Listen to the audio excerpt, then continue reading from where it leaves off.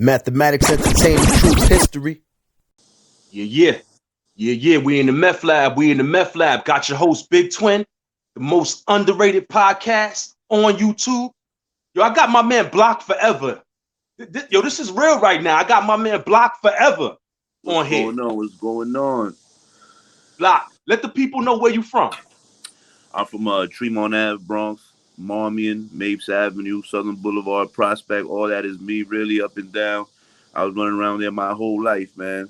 It's surprising we ain't crossed paths, man. I've been out up and down that. That's a fact. All right, now, Block, where we from, right?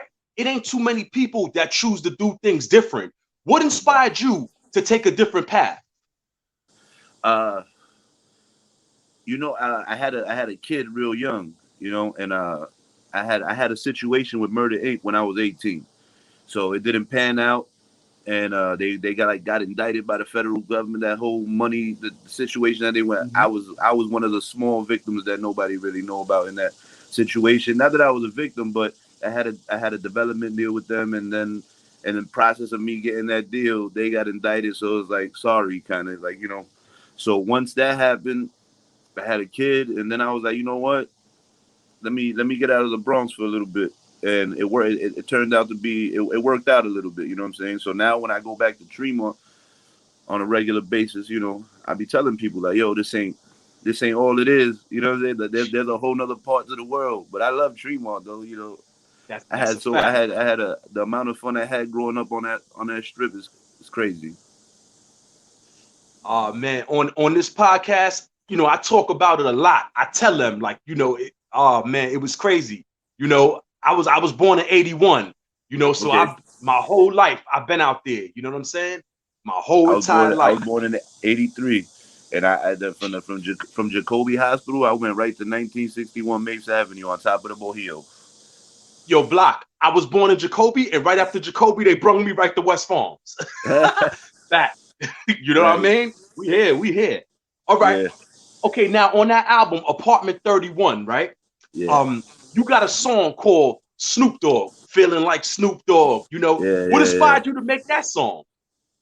I'm just a big Snoop Dogg fan since I was that one kid on Tremont wearing Converse back in the day when Converse were like $29. So they used to laugh at me like, oh, this just costs $30. You wearing $30 sneakers? And I'm like, yup.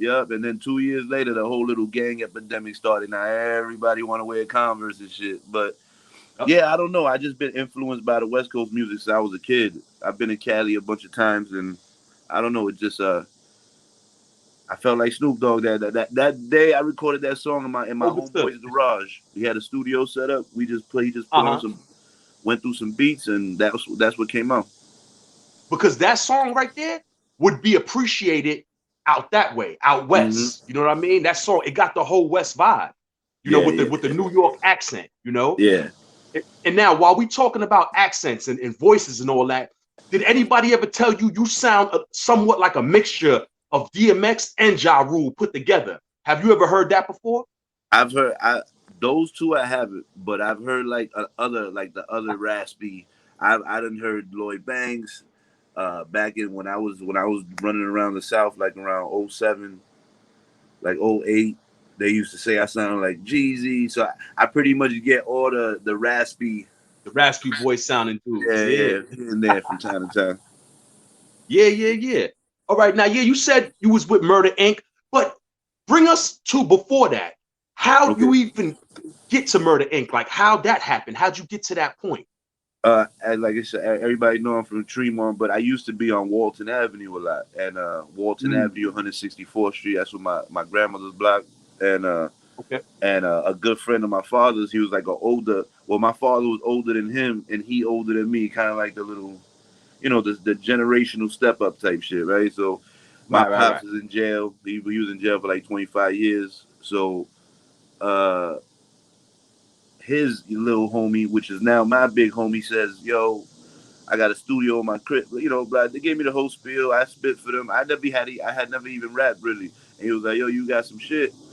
And then I went to his crib that Sunday, and I kind of just never stopped going. He had the studio. He was my pop's boy, so he decided to look out for me. He wasn't charging me nothing. And then I dropped my first mixtape when I was 16, and that's the mixtape that was circulating through Tremont and all that and everywhere, and then that's how I got the situation. Murder Inc. kind of looked at me. Right. But so that dude that owned the studio, he was basically connected to the Ink. Nah, that was just my father's people. Like he's the one who Oh, basically what got me to Murder Inc. Honestly, if you want it, I can't even like it's him. His name is Alex Hugo Films.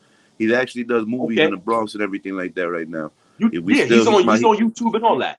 yeah, he's everywhere. That's my son's Mm-hmm. godfather. You know what I'm saying? He's the man who put the pen in my hand, really. You know what I'm saying? And Okay. because of what he did and the process that I went through with him, going to all the open mics downtown, I'm old, like, you know, not old school, but I'm like old school generational. Like the hip hop for me, like I used to go downtown at 14 years old and hit Knitting Right. Factory and the Pyramid and All that. you know, all that shit. You know, so Yep. I went All through that. the boot camp, and that's what got me to the Murder Inc. situation. Okay. Now on the Tremont Ave tape, right? You got a song called "Who Cries," right? Yeah. Now let me ask you this: when you started doing the music, did you get the support from your family that you feel like you should have got? You know, yeah, you know what it was? I used to move like so silently. Like my family kind of never really knew what I was doing. Like when I came home, I was just home. You know what I'm saying? Like Right. it wasn't. I didn't do anything extra at home. My mom is Right. my mom is not really into the whole street thing. She's a quiet lady, you know. So whenever I went home, it was just I kind of kept it quiet. And then when things started happening and people started noticing, my family like, oh, okay, like I was like, yeah, I've been doing this for a long time. And that was pretty much it. They always, not that they did not like not support. They just kind of like just let me do my thing. Like, all right, that's what, just don't get arrested. You know what I'm saying? Right. Understood. Basically, Understood. they Puerto Now Rican. you also, yeah, you know how it is out. When you Yeah. outside and all that, you already know. Yeah, they All just, right. Now you had a little situation though, right? You had a situation with the Ruff Ryders, right? How'd yeah. that come into play? Bring us through how that came into play. My cousin, which because if I don't shout him out, then he gonna be mad. My cousin Ralphie, aka Ralphie Highway, because the motherfucker always driving. He drives everywhere. He drives fast as hell. He just like being in his car. You know what I'm saying? So, his one of his closest friends growing up was the pretty much the head stunt rider for the Ruff Ryders team in the Bronx. Like he ran the whole Bronx chapter of all that. And Right. that was it. I did a song for their DVD. They were dropping a DVD. I did a song for it, a motorcycle anthem, and they kind of was like pretty much just started bringing me around from then. You know what I'm saying? Like, all right. And then did the whole portfolio. This is back in the day when you had to actually have headshots, Facts. pictures, like an actual printed out bio. Like we had a book, you flip the pages, had my CDs in it. You know what I'm saying? Like Right. it was a different time. Like now Yep. it's the right now it's all internet and Everything everything. goes to social media now. Your whole Yeah, bio is on social media. yeah. They just see how they want to Mm-hmm. see how how much people love you. That's pretty much it. Fact. Back then, you had to make a presentation. Like, and I was young. I'm Yeah. doing this when I was like 18. You know what I'm saying? At this time, like those times. Okay. So yeah, Oh, it was. so you was dealing with them early on, like in their first days, like their like first beginning Well, nah, stages. but pretty much the whole Murder Inc. situation. They were like kind of like on the outs, not on the outs, but like they had the situation, so I dipped out. And honestly, when Ruff Ryders, the whole D, the one of the brothers D, he had just got into Right. a bad motorcycle accident or a T-Rex accident. I remember that. So I remember that. so that was when I came around. And then they pretty much had me around, and I was like going to all the events. But at the end of the day, they kind of declined so much. Nobody was. It wasn't a Rough Rider thing like that no more. And Right. then after that, I moved to Florida because I signed an independent deal with a tattoo artist. He was a famous tattoo Okay. artist out here in Florida. And I moved out here late '05. I signed a deal with him in 2006. And I was with him for 2 years until he passed away. Okay. Now I see you was also running with TBM. Yeah, that's Fred Da Godson. That's my brother. We grew up together. Like it's tatted in my mouth, you know. So you know it's tatted in my mouth, on my head, you know what I'm saying? Everywhere. I got Tremont on my head, you know. But yeah, I just known him since I was 14, and I used to like I said, I kind of like started rapping, and one day I saw him on my block, and not even on Mapes, Marmion. I saw him. I used to hang out on Arthur Avenue by the McDonald's. Yeah, they used to be down there by the end of 178th, down there by Arthur and all that. Arthur, you know, Hughes and all that, like up that way. Yeah, Fred moved into 601 East 178th Street. And I used to hustle in the building across the street, 600. I used to just sell bud, you know, young boy just trying to get some sneaker money type shit. Right. And yeah, Fred lived right across the street. So I was always outside in front of the other building because my cousin lived in that building. And one day I already knew who he was because I was a hip hop head already. I saw from the DVDs and everything. So I just ran up on him like, yo, Fred, yo, I rap. And he was like, word, let me hear something. And I pulled out my notebook. I had that shit in my back, pull it out, and I just started spitting. And he was like, yo, he took my phone number, and that was that. And I mean, I used to hustle on his block, so it was like he saw me every day anyway, and it just became a thing. Like, I was pretty much just with him every day. But I always moved on my own. Like, I'd be like, yo, Fred, I'm going downtown, I'm going to Brooklyn. Or, you know, like, I've just always been like that. I don't wait for nobody, you know? Right. Now, you know, we're going to say rest in peace, Fred, you know? Rest in peace, I Fred. put Fred in my top 20. That's and you see around the time when me and you was born. So that shows you how long we've been listening to hip hop. And I put Fred in my top 20, right? I put him in my top 20. Now, let me ask you this. Do you think that while he was around, he was getting the credit that he deserved? I think towards the end, yeah, for sure. Towards the end. Yeah, because it took a minute. You know, Fred went through a lot of situations, a lot of deals. There was a lot of things throughout all these years on the table. It wasn't an easy situation. Honestly, everybody thinks it's not. It ain't the overnight. Yeah, I'm gonna give you $1 million and you're gonna, you know what I'm saying? It ain't that. He had deals he was waiting on deals from Jay-Z, a bunch of situations. And you know what? Towards the end, I think when all the like little more mainstream rappers like Jim Jones and Fat Joe and all these people started praising him. Like even Kevin Gates was on Hot 97. Said Fred is one of his like his top 3 or something like that, like one of his favorite lyricists of all time. So once the end, I feel like he's the definition of your favorite rapper's favorite rapper. Fact. You get what I'm saying? Like that's I couldn't if that saying was anywhere, I'd see Fred's face next to it. And I'm not just saying that because I know him. He was more loved by like the people who were already on. And once they started bringing light to his name towards the end, you know, he was getting there. He was about to be good independently. Him, Austin is from the Heat Makers. He had the support of everybody. Joe Jones, Khaled was fucking with him. Everybody, he was somebody who was just gonna put him do something. You know what I'm saying? It didn't even matter. He was solidifying himself, and he did a lot of writing for a lot of people out here. So that's why a lot of people show him. You don't hear too much about that either. You don't hear about that, like who he wrote for. Down the pen for years. And you know what? So those people, they gotta respect them. You know, they ain't gonna shit on him. Like I was writing for you. You know. Fact. All right. Now on the single you got the single called Track Fit, right? Word. I'm doing this for y'all, the Bronx. If y'all listening, I'm doing this for y'all. He got a single called Track Fit, right? Yo, he said Tremont Ave is the motherland. That's elaborate on that. Like, what made you feel like saying Tremont Ave is the motherland? It's because that's what it was for me. You know, I'm speaking from my perspective. You know, like honestly, and that's what it was for me. Mm-hmm. That's what it was for me. Because of Tremont, I feel like Tremont, and I know I don't want to sound corny because then you got other people, but I feel like you got to understand, like when you grow up there and then you go to like Queens and Brook, I feel like people from Tremont are good. Like we're more universal. Tremont was the bloodline going up and down from the east to the west.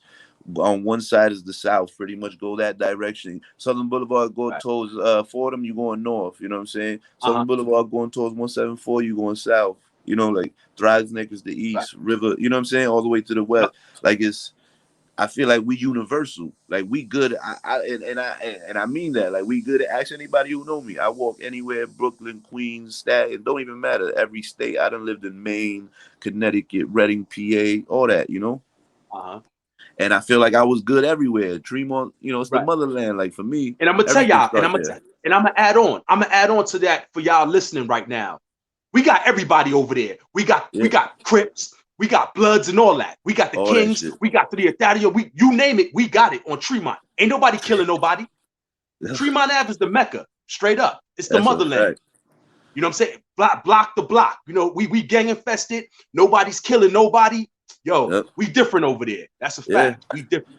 It's All the way universal, different. man. You got Universal. coming up on Tremont. It's like, I don't know. It's fast and it's slow. It's like it's fast, but everybody kind of know each other. I feel like there's almost like a line of respect on Tremont. The blocks, Vice, Daily, the Boulevard. Everybody got their hood. You know what? Everybody knows somebody from everywhere. That's a fact. That's a fact. That's a Word. fact. All right, Block. Let me ask you this and all that. Yeah. Do you got any upcoming projects on the way? Yes. Oh man, I got, as of right now, I got 3 that are definitely on the way right now, and I know it sounds crazy, and I'm just gonna try and drop them, like not maybe every other month, only because I just want to get them out the way because they done. I don't want to sit on music. I learned that lesson. You sit on music, time, people's attention span is short, so I'm dropping. I got the next joint that's dropping before my next solo album is the album with Fred Da Godson, and it's just pretty much album compiled of all the features that we've done together throughout the years. A lot of joints people never even heard. So and all the proceeds to that album, I'm not taking anything off of it. Me and DJ Junebug, he's pretty much the K Slay of Orlando. He's actually the first artist the first DJ signed to Street Sweepers. Back in the day, K Slay signed him. He used to run with he was Akon's DJ. He did the whole Black Royal thing. He's been around. So me and him teamed up many years ago. We've been doing projects for years, and we got that dropping, and all the proceeds are going to his family or the Fred Da Godson, whoever in control. We're not gonna take anything. They can have my publishing. They don't even have to put my name on it if they don't want to. But that's my gift to his kids, at least. That's a fact. That's a fact. All right, Block, before we get up out of here, I'm about to hit you with something right now. I want to hear your opinion on this, okay? Fat Joe versus Ja Rule. Nah, what's your opinion on that? Fat Joe all day. And the only reason I say that is just, Fat Joe, I don't care, everybody, the Bronx they have like mixed feelings about Joe. But I don't, you know what I'm saying? Ain't never been no personal shit. Like, everybody, oh, Fat Joe don't put nobody on. He do. I mean, if you don't work for it, then, But anyway, fucking, I say Fat Joe. Fat Joe got longer. He could play Flow Joe. You know what I'm saying? The whole garden's gonna go crazy. And that song was from like '94. So I say Fat Joe only because he's a New York legend, man. He's a Puerto Rican legend, honestly. What other Spanish rapper been doing it that long, Right. And this is what I say. Flojo, right? The song Flojo, and then the other one, Y'all Wanna Live My. He played those two. It's over. It's over. It's a rap. And then he kill him with Lean Back. It's a. And then he hit him with the politics. Lean Back. You already Make It Rain. Make It Rain. And you know what's funny? I got a feeling they're gonna do it different. I got a feeling they're gonna bring special guests. Yep, they might bring a couple people on. I'm telling you, they both got like hit songs, with a few, names, well-known names.